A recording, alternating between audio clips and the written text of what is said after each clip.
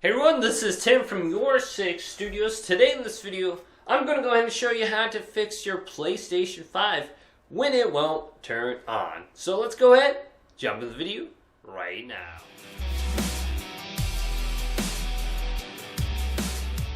So in this video, I'm going to be giving you multiple tips on how to fix your PlayStation 5 when it won't turn on. Now I'm going to make sure my PlayStation 5 is completely off and there's no lights displaying at the bottom. I can just hold down the power button for about 10 seconds. I'll hear one beep initially and then I will hear another beep. My PlayStation 5 will completely be turned off. So I can see the light bar is now completely turning off. It's blinking and we should be good. Now the first method, the first tip I have for you is a simple tip, but it's got to be done. That is to unplug all the cables and double check them and power cycle your PlayStation 5. Now you can leave this unplugged for like 1 minute, you can leave it unplugged up to 20 minutes depending on how long you really want to wait. Now the best course of action would be to completely power cycle it and leave it unplugged for about 20 minutes. So let's unplug all these cables right here in the back of it and pay attention to your power cord at the bottom here and unplug that. Now that we have our PlayStation unplugged, we want to double check the monitor it's connected to, the HDMI cable on the back, and just make sure that is firmly plugged in so we don't have a disruption with our connection. Alright, so here is my HDMI cable on the back here. I'm just going to unplug it and then make sure I'm plugging it into the correct HDMI slot. Now you can tell the HDMI slot, it should be labeled with like a number or something. So this one should be HDMI number 1, the one below it should be HDMI number 2. And you'll need that when you go ahead and select the input on your monitor or your TV to know which one the PlayStation 4 or 5 is connected to. Okay, so let's plug everything back in and pay attention once again to your power cord and make sure that's firmly plugged in here and it's all the way inside. Otherwise it won't have a good connection and it won't power on. Now let's get our HDMI cable and plug this in as well. And then lastly will be my LAN cable right here. So once we have everything plugged in here, what we want to go ahead and do is double check that we have our power strip or our power cord connected correctly and it's turned on. So right here is my power cord, my power strip, and I can see this light is turned on. Now if it's not turned on, make sure you flip it so it is actually turned on and then you have it connected to the wall outlet. And here is my PlayStation 5. I believe it's this cord right here. Just make sure it's plugged in here correctly. And if this isn't working for you, go ahead and find a different wall outlet and plug your PlayStation 5 directly into it. If there is a problem with your power strip, this should bypass that. Now, on your TV or monitor, go to it and select the correct HDMI output. So on my LG monitor, I just have to press on the bottom. Then I can go to input over here. And then I can go to HDMI 1, HDMI 2, and select that. And you gotta have this correct, otherwise it's going to be a black screen.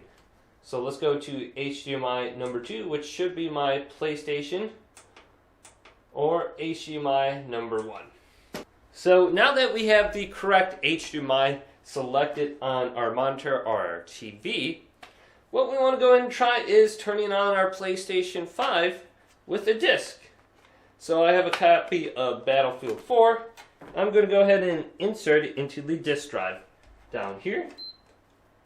So let's slide it in.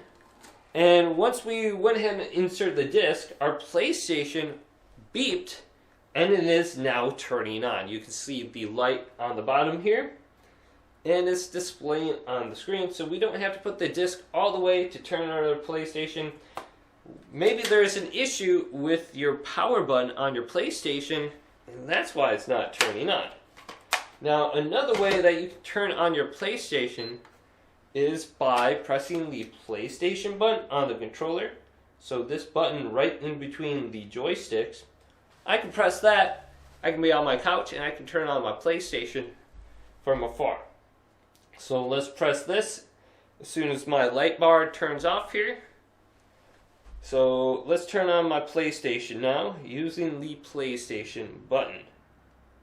So I heard the beep, I saw the light on my controller, and my PlayStation now is turned on. And I can see it's under HDMI number 1. So if I did go to the wrong HDMI cable, my PlayStation would be on and all I would be seeing is this. So it's very important to have that selected correctly. Now the next thing we want to go ahead and do is launch our PlayStation into the safe mode. So we want to make sure our PlayStation is completely turned off. So I'm going to hold down the power button. And you'll hear another beep like 3 or 4 seconds later. And there will be no lights flashing on this light bar down here. There will be nothing, no orange or red light whatsoever. And then we want to get a USB cable so we can plug in our controller. And just plug it into the front. And we need our controller plugged in to be able to operate the rest mode or the safe mode menus. So our controller is plugged in. We'll be good to go to there. Once our PlayStation 5 is completely turned off, hold down the power button once again. And you'll hear another beep. And it should launch into that safe mode menu. So, heard another beep about 10 seconds later. And it is now launching into the safe mode. Let's press the PlayStation button now. And we will want to go ahead and go to option number 2 if we see something on the screen. If you don't, you'll have to go on to the next step.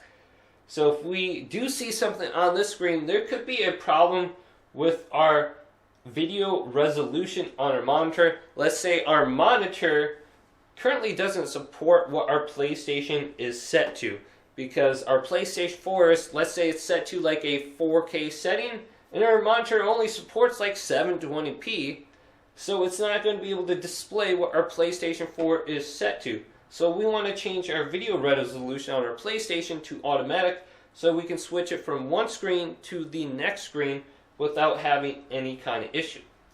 Also, you could go to like update system software, clear cache and rebuild database.